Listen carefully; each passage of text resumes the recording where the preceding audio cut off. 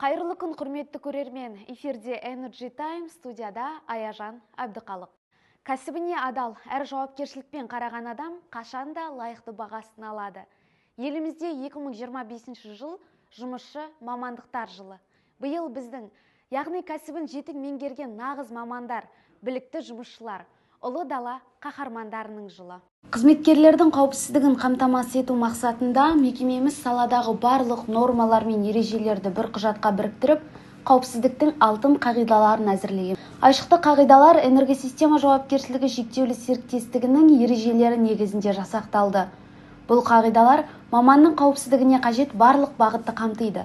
Сонымен қатар өте жеңіл әрі тез есте сақталады. Алтын ережені әрбір қызметкер бұлжытпай орындайтынына сенеміз. Себебі ол адам өмірін қорғауға арналған. Энергосистема жауапкершілігі шектеулі серіктестігі 2025 жылдан бастап тұтынушылармен жұмыс жасайды. Құрметті тұтынушылар, 2024 жылғы 8 шілдедегі Қазақстан Республикасының кейбір заңнамалық актілеріне электр энергетикасын реттеп көрсететін қызметтері мәселелері бойынша өзгерістер мен толықтырулар енгізу туралы Қазақстан Республикасының заңнамасының 3-4 тармақтарына сәйкес 2021 жылғы 1 қаңтарынан бастап Актив энергосинап жауапкершілігі шектеулі серіктестігінің барлық тұтынушылары энергосистема жауапкершілігі шектеулі серіктестігінің ұйымына берілді. Осыған байланысты алынған лицензия негізінде Ақтөбе облысында және Ақтөбе қаласында бөлшек сауда нарығында электр энергиясын сатуда энергосистема жауапкершілігі шектеулі серіктестік асыратын болады.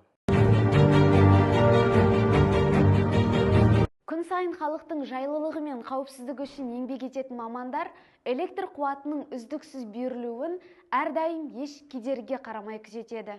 Мекемемізде демалыс және мереке күндері күшейтілген режимде жұмыс атқару бекітіліп, мамандарымыз тәулік уақытына қарамастан қызметте болды. Ауа райының күрт өзгеруіне байланысты Ақтөбе қаласының және қаладан тыс аймақтарда әуе желілерінде апаттық жағдай орын алды. Қаңтар айы үскірік аяз, тылсым табиғаттың қырауы, күшіне енген құбылмалы ауа райымен елді әбден әбігерге салды. Айтулы уақытта өңірде ауа райының қолайсыздығынан желідегі сымдарға қалыңдығы 20 сантиметрге дейінгі мұздақтардың қатуы орын алды. Осы сәтте ұлы дала қаһармандары күн мен түнге боранға қарамастан шалғай далалық елді мекендерде өз жұмыстарын атқарды.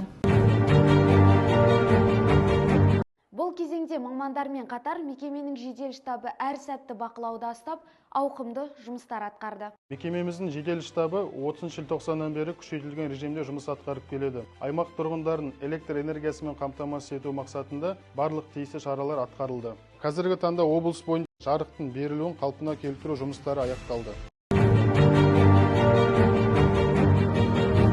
Жарықтың берілуі күрделі процесс. Ол үшін жасалған әрбір әрекет аса тиянақтылық пен білімділікті қажет етеді. Осынау маңызды мамандардың күрделі жұмысы жөнінде әріптесім әдемі баяндайды.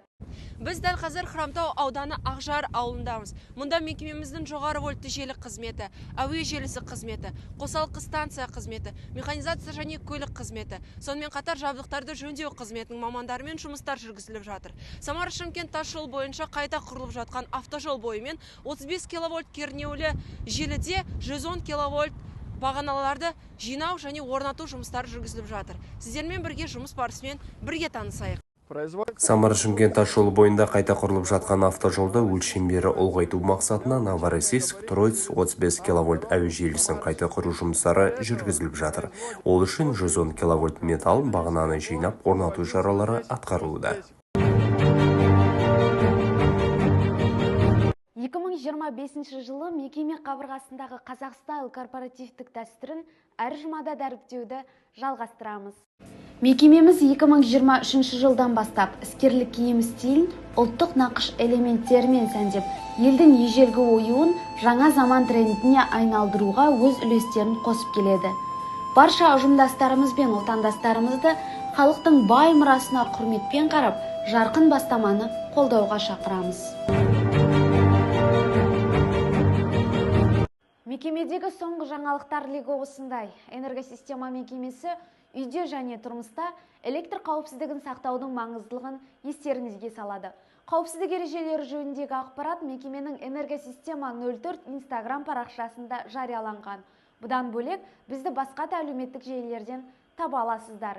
Үйден шығарда жарықты сөндіріп, электр тоғын ажыратуды ұмытпаңыздар. Материалды дайындаған ішкі және сыртқы коммуникациялар қызметі.